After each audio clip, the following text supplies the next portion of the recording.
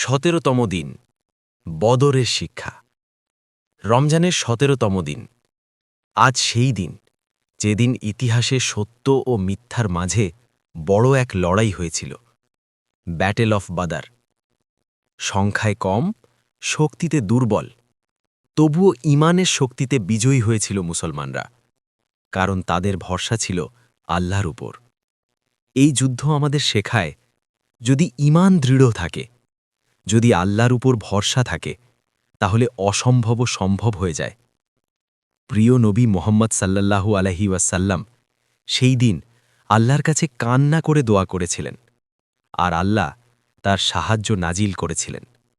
তাই জীবনের প্রতিটি কঠিন সময় মনে রাখুন, যেখানে ঈমান আছে সেখানে আল্লাহর সাহায্য আছে।